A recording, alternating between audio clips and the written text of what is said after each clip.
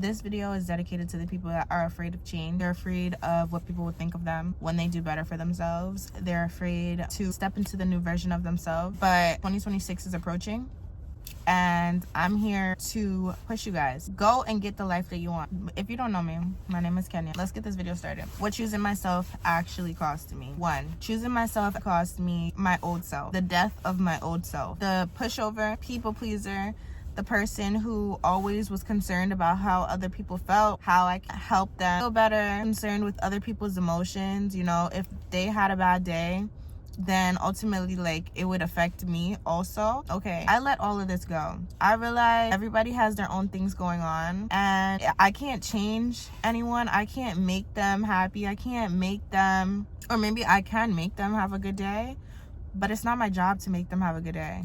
If they're having a crappy day, allow them to have their crappy day, okay? Because if they're going through their little karma, or they're going through their whatever, and they pass that on to you because you want to be little Miss Nicey, it's your fault, okay?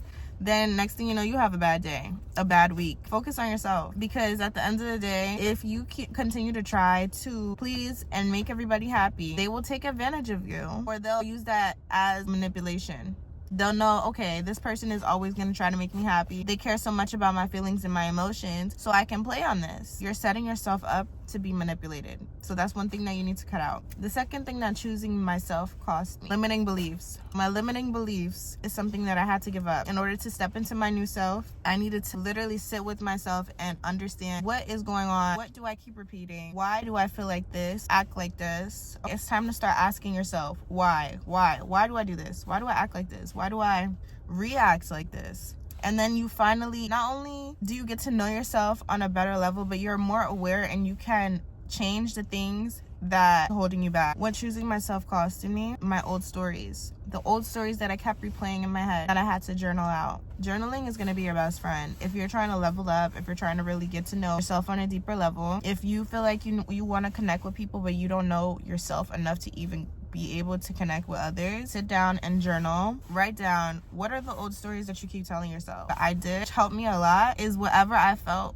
I kept repeating to myself, or this is the limiting story that I keep telling myself. Story. This is the old story. This story is no longer serving me. The new story is. That helped me to really understand that this is not permanent. It's not part of my identity. I can change this. It's just a story that I've been telling myself. It's time to break the loop. Old dynamics. Another one is old dynamics.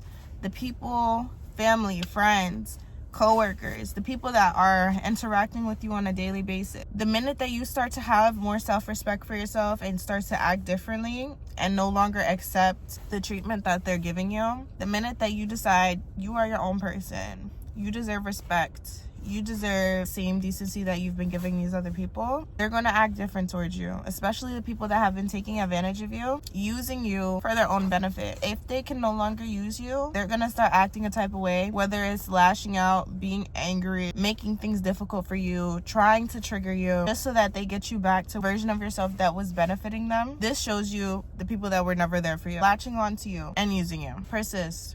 The only thing that you can do in this situation is continue to respect yourself and no longer tolerate the bullshit. This is something else that I had to let go. If these people need to exit your life, no matter how comfortable you are with them, no matter how you're used to seeing them every day, you're used to talking to them, no matter how bad you feel, if these people are manipulating you and disrespecting you, you need to respect yourself and walk away. Choose yourself. Those are the ways that I've been choosing myself, and the ways that you can choose yourself as well. In the beginning, this will be very uncomfortable. You'll find for the way that you're acting, maybe you want to regress to the person that you used to be, but you need to persist. You need to have self-respect for yourself. Be respectful for others. You don't have to be arrogant, selfish, or mean. We set the boundary so that people are not crossing these lines for you. If you want to step into 2026, if you want to step into next week being the best version of yourself that you can be, this is the first step. Choose yourself. If you want to attract your dream life, if you want change, if you want better for yourself, choose yourself.